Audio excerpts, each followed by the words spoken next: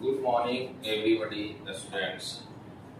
Last class में हमने UPSC का क्वेश्चन डिस्कस किए थे कि ऑर्डिनेंस या अध्यादेश से संबंधित कौन सा क्वेश्चन पूछा गया था, उसके विषय में मैंने चर्चा भी किए थे और इसका आंसर बता दिए थे। तो यह अध्यादेश का जो मैंने छोड़ा हो ऑर्डिनेंस राष्ट्रपति का, उसमें लास्ट में आपको ये डिस्कशन मिल जाएगा, क्वेश्चन भी आप देख सकते हैं आराम से। अब जो राष्ट्रपति का हम लोग शक्ति का चर्चा करेंगे next, financial power of the president. Bharat के राष्ट्रपति की वित्तीय शक्ति क्या है, और उस पर चर्चा करते हैं और बनाते हैं कौन कौन से इसमें इंपॉर्टेंट पॉइंट है और किस पर हम लोग को डिस्कस करना है। ठीक है,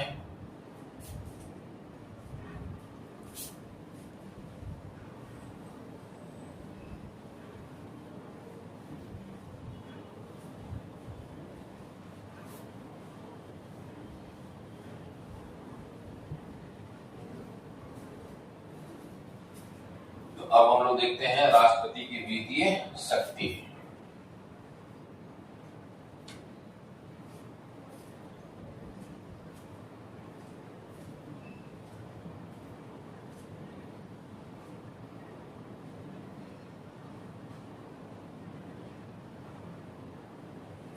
वित्तीय शक्ति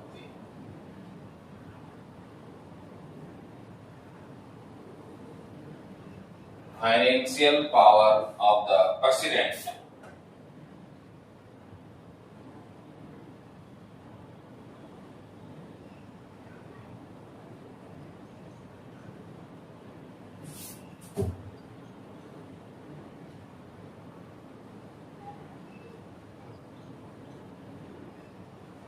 प्रेसिडेंट राष्ट्रपति की वित्तीय शक्ति देखने के पहले इसको हम लोग चार भागों में बांट करके समझते हैं कि किस किस अनुच्छेद के तहत ये राष्ट्रपति की वित्तीय शक्ति को हम लोग देखेंगे।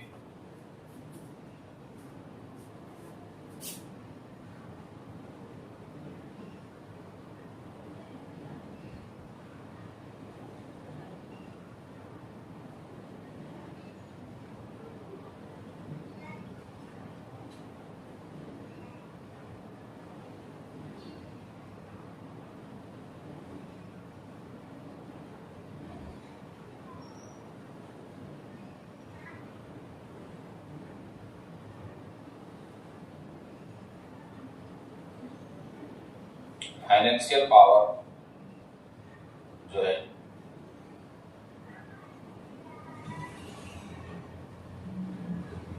फाइनेंशियल पावर, इसको चार तरह से समझेंगे। पहला है अनुच्छेद article 110, second article 112, third article 117 और फोर्थ में है आर्टिकल 280। ये चार अनुच्छेद के तहत हम लोग राष्ट्रपति की जो वित्तीय शक्ति पर संबंधित जो भी चीजें आएगा वो हम लोग देखेंगे। और ये बहुत ही इंपॉर्टेंट है राष्ट्रपति की वित्तीय शक्ति। क्यों? क्योंकि राष्ट्रपति की अनुमति से ही कोई भी धन विधेयक आपको है संसद में पेश किया जाता है। इसके अलावा राष्ट्रपति की अनुमति से ही दो प्रकार का जो फंड है, एक है कंसोलिडेटेड फंड संचित निधि और दूसरा है कंटीजेंसी फंड आकस्मिक निधि, दोनों से धन राष्ट्रपति की अनुमति के बाद ही निकाला जाता है। तो यह है राष्ट्रपति के संबंध में चार आर्टिकल के तहत वित्तीय शक्ति को देखेंगे। अनुच्छेद 110 में क्या है? धन विधेयक, मनी बिल।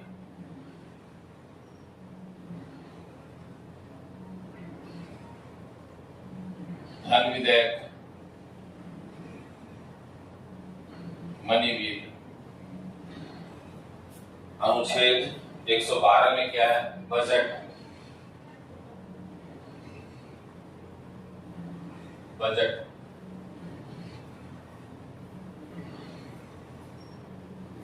अनुच्छेद 117 में क्या है? Financial bill.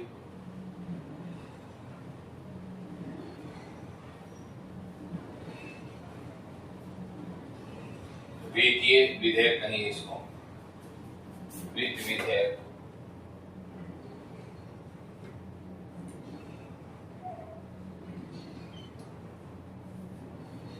और अनुच्छेद 280 में वित्त आयोग, फाइनेंशियल कमीशन, फाइनेंस कमीशन।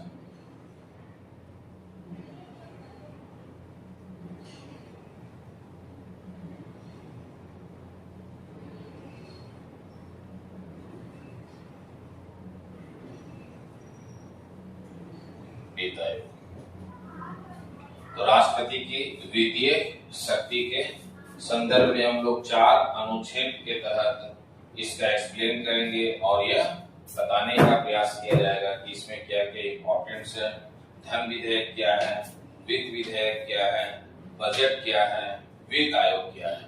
और ये बहुत ही इंपॉर्टेंट टॉपिक है, इससे अनुच्छेद भी क्लियर होगा, कंसेप्चुअल पार्ट भी क्लियर होगा कि धन विधेयक क्या है। जैसे पिछले बार 2024 में आईएएस एग्जाम में धन विधेयक के संबंध में क्वेश्चन पूछा गया था। धन विधेयक की परिभाषा 110 में है, लेकिन धन विधेयक को प्रक्रिया किसमें है, प्रोसीजर किसमें है मनी बिल के संबंध में, वो 109 में है। तो ये बहुत ही इंपॉर्टेंट है जो इससे जुड़ा हुआ है। तो ये धन विधेयक और वित्त विधेयक में हम लोग अंतर भी देखेंगे। मनी बिल है या नहीं, मनी बिल के विषय में अंतिम निर्णय जो लिया जाता है वो लोकसभा अध्यक्ष के द्वारा लिया जाता है। और मनी बिल के संदर्भ में राष्ट्रपति किसी भी मनी बिल को लौटा नहीं सकते हैं। मनी बिल को अलावा छोड़ करके अन्य किसी भी विधेयक को एक बार लौटा सकते हैं, लेकिन मनी बिल को भारत के राष्ट्रपति कभी भी लौटा नहीं सकते हैं। इसीलिए बहुत इंपॉर्टेंट टॉपिक है और एक एक टॉपिक पर हम लोग चर्चा करते चलते हैं। जब तक आप इसका स्क्रीनशॉट ले सकते हैं या आर्टिकल इस पर हम डिस्कस करेंगे।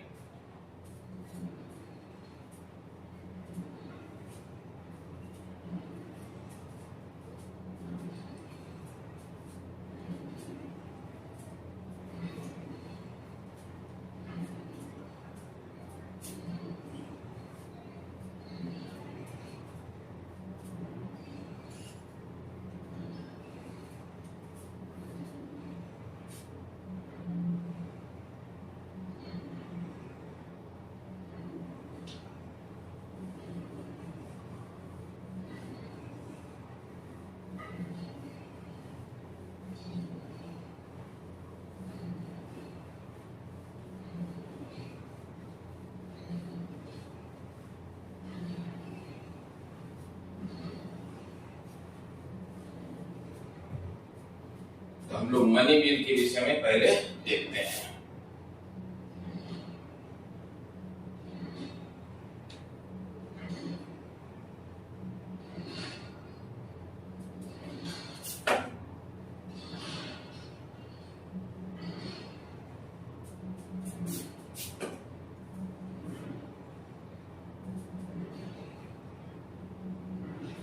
जैसे मनी बिल में जब आप पढ़ेंगे तो मनी बिल को पास करने की जो प्रक्रिया प्रोसेस है वो अनुच्छेद 109 में दिया गया है।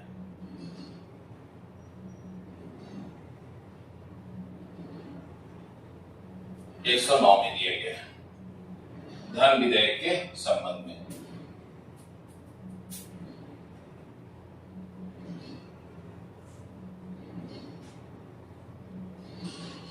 धन विधेयक के संबंध में प्रक्रिया का उल्लेख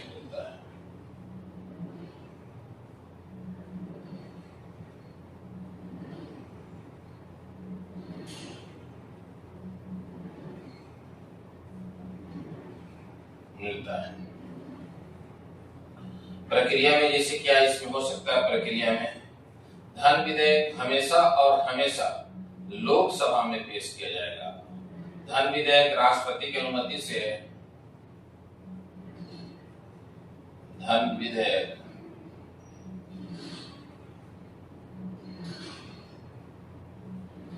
राष्ट्रपति के अनुमति से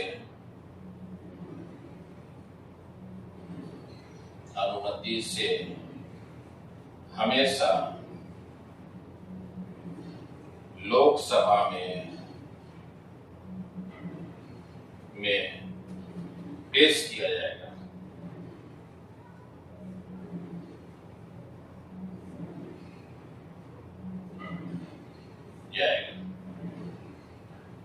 इसके अलावा धन विधेयक है या नहीं, इसका अंतिम निर्धारण लोकसभा अध्यक्ष करता है। धन विधेयक है या नहीं, इसका अंतिम निर्धारण लोकसभा अध्यक्ष करता है।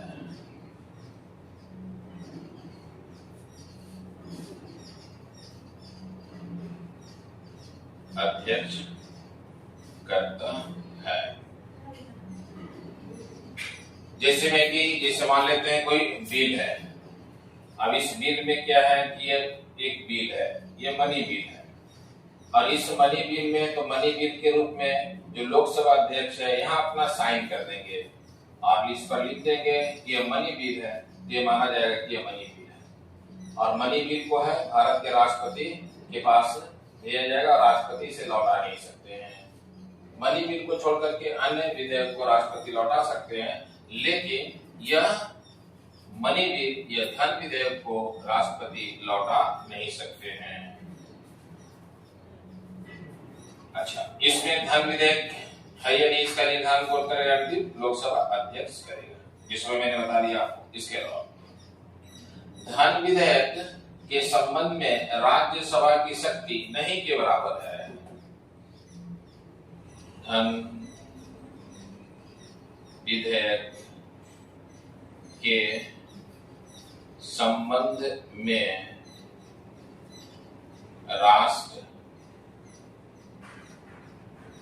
धन विधेयक के संबंध में राज्यसभा की शक्ति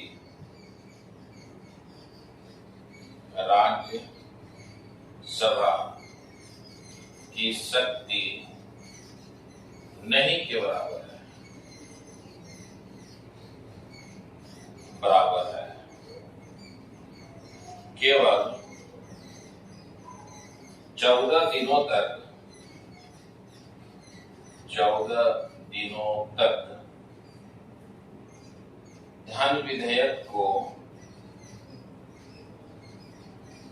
धन विधेयक को रोक कर रख सकता है।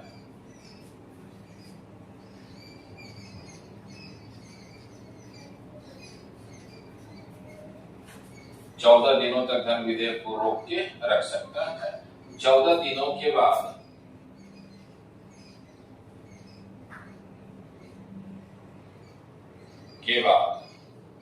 धन विधेयक राज्यसभा से पास माना जाएगा। राज्यसभा से पास माना जाएगा।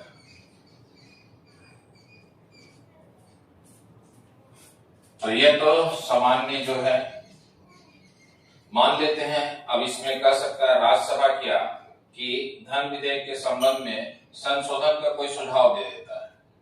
राज्यसभा धन विधेयक के संबंध में संशोधन का कोई सुझाव देता है लोकसभा को, तो लोकसभा उस सुझाव को मान भी सकता है और नहीं भी मान सकता है।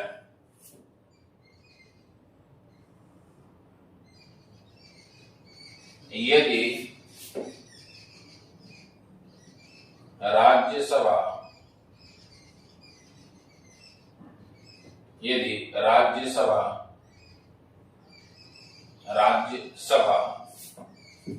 धन विधेयक के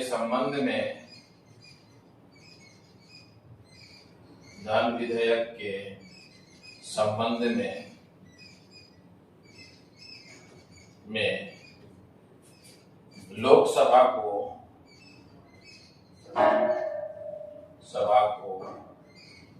संशोधन का कोई सुझाव देता है,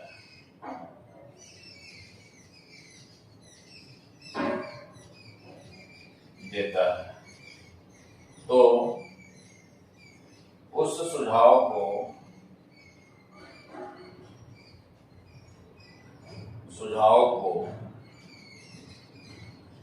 लोकसभा मान सकता है या नहीं मान सकता है।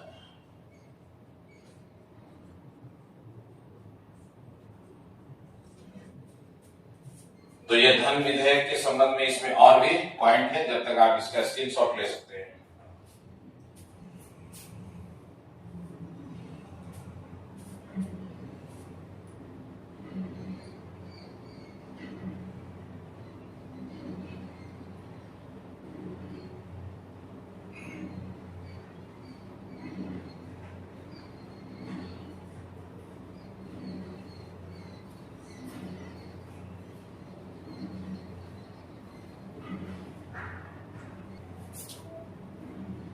इसके अलावा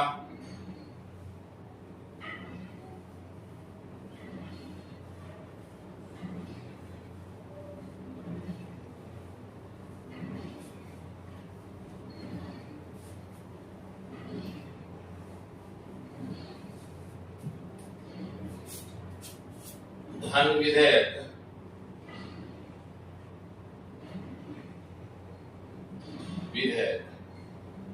संसद से पास होने के बाद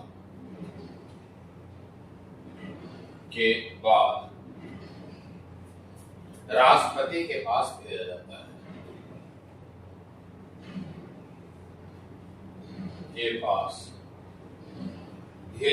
है।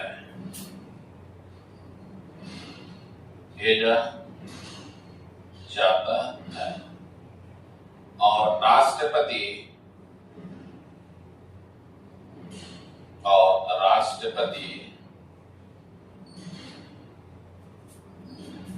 धन विधेयक पर हस्ताक्षर करता है।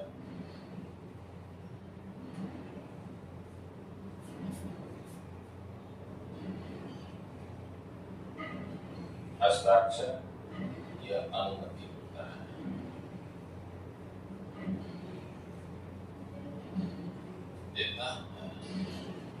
तो यह धन विधेयक के संबंध में था।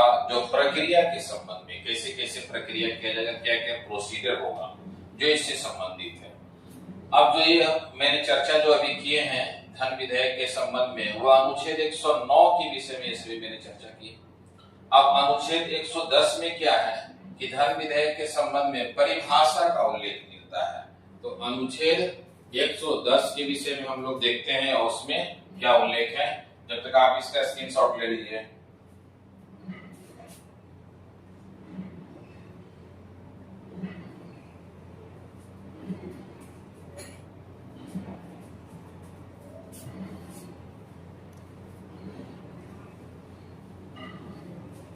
चर्चा किए हैं ये अनुच्छेद 109 के विषय में मैंने बताया। अब अनुच्छेद 110 में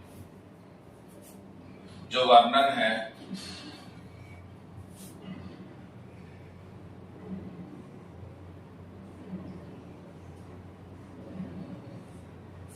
धन विधेयक की परिभाषा दी गई है।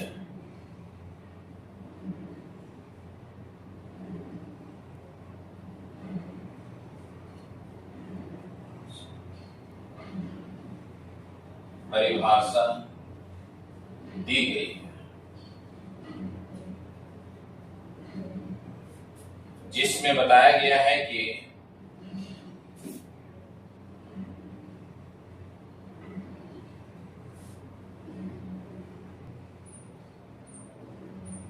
अनुच्छेद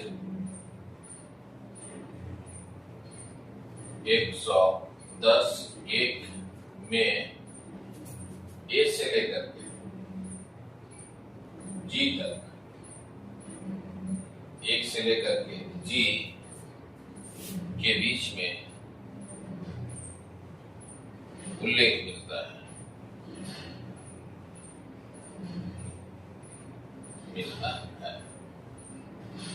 अब इसमें ए से लेकर के जी तक का ये आपको उल्लेख मिलता है। इसी के माध्यम से धन विधेयक की परिभाषित किया गया। धन विधेयक क्या है? धन विधेयक की परिभाषा का उल्लेख इसमें मिलता है। जैसे अनुच्छेद 110 वन में कहा गया है कि अब भारत सरकार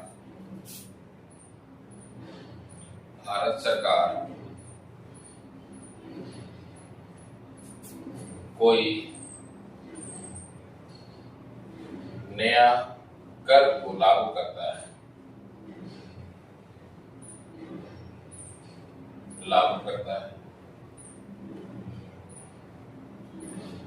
पुराने कर को समाप्त करता है,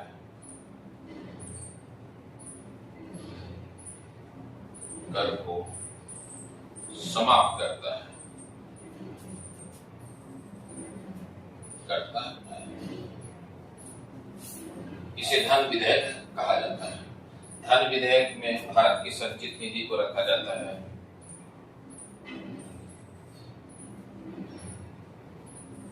धन विधेयक में भारत की संचित निधि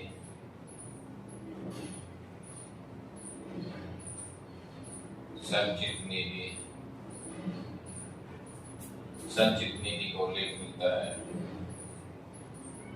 संचित निधि जो वर्णन है अनुच्छेद 266 संचित निधि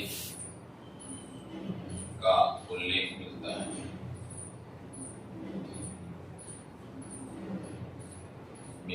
है।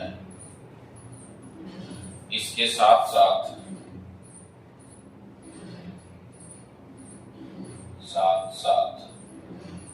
आकस्मिक निधि का भी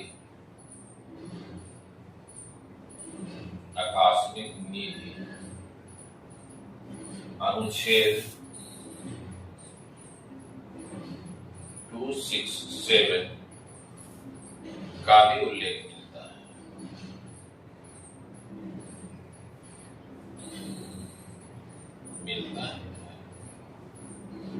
तो यह धन विधेयक के संबंध में है और धन विधेयक में जितने भी वर्णन में किया गया है ये सभी इंपॉर्टेंट है। धन विधेयक को परिभाषित किया गया अनुच्छेद 110 में और धन विधेयक की प्रक्रिया प्रोसेस का उल्लेख मिलता है 109 में। तो यह धन विधेयक के संबंध में है। धन विधेयक है या नहीं इसका अंतिम निर्धारण लोकसभा अध्यक्ष करते हैं। धन विधेयक के संबंध में अनुच्छेद 108 के तहत ज्वाइंट सेशन नहीं हो सकता है। धन विधेयक के संबंध में कहा गया है कि अनुच्छेद 108 के तहत ज्वाइंट सेशन नहीं होगा। अनुच्छेद 108 के अंतर्गत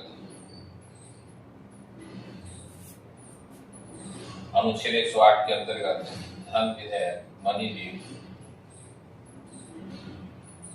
विधेयक के संबंध में ज्वाइंट सेशन नहीं होगा।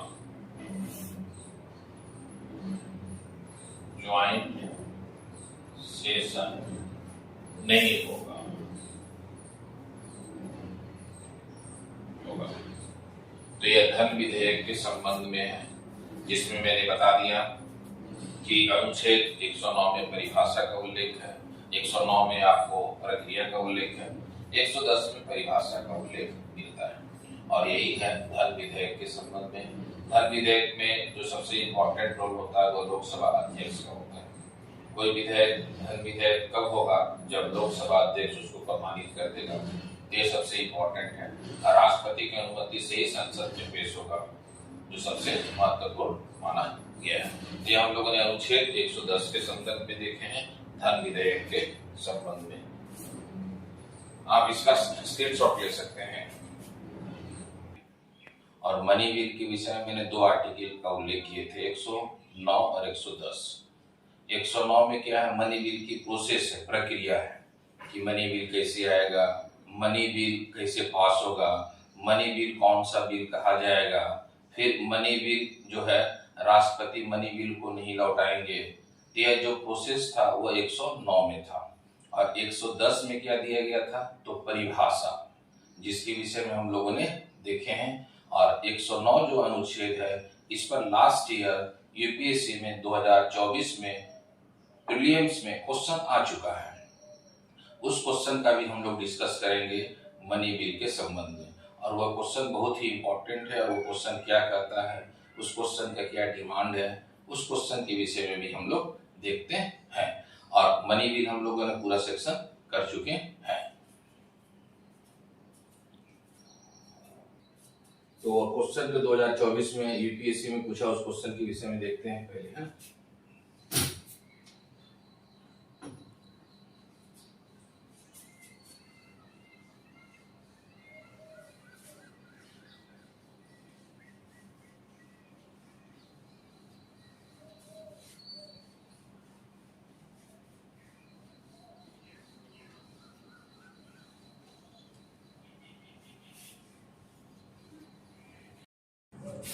तो मनी बिल के संबंध में लास्ट ईयर 2024 में आईएएस में जो क्वेश्चन आया है pre exam money bill related, इसमें क्वेश्चन क्या पूछा है कि संसद में धन विधेयक के संबंध में कौन सा कथन सही है।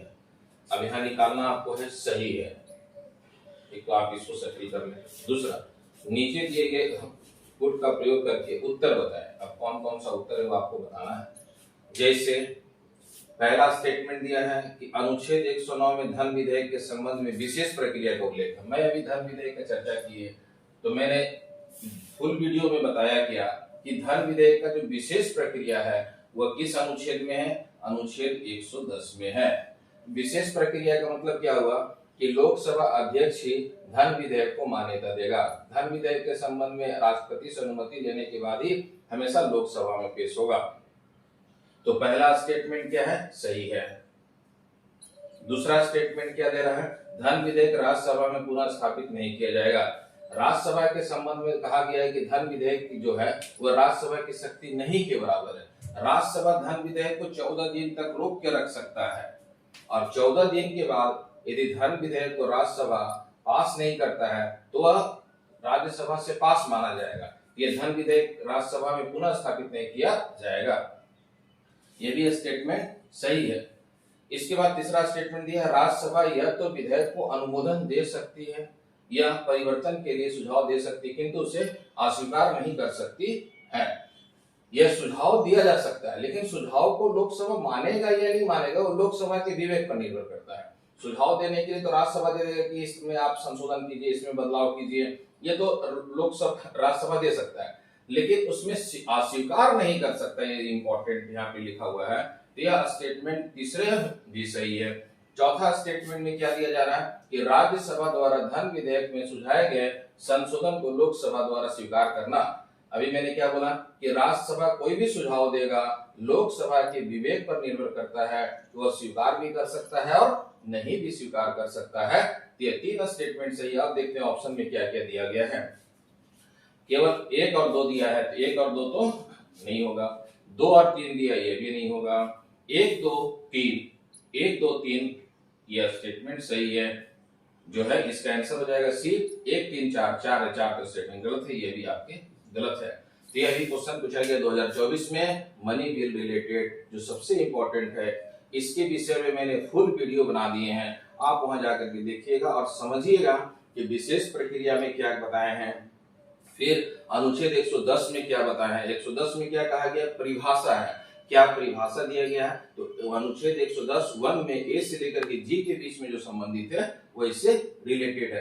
तो यह क्वेश्चन है यूपीएससी का, और इसी यूपीएससी के क्वेश्चन में बहुत ही इंपॉर्टेंट किया गया है। और इस क्वेश्चन को आप देखेंगे मनी बिल राष्ट्रपति के पावर में। ऑल द बेस्ट, जय हिंद, जय भारत।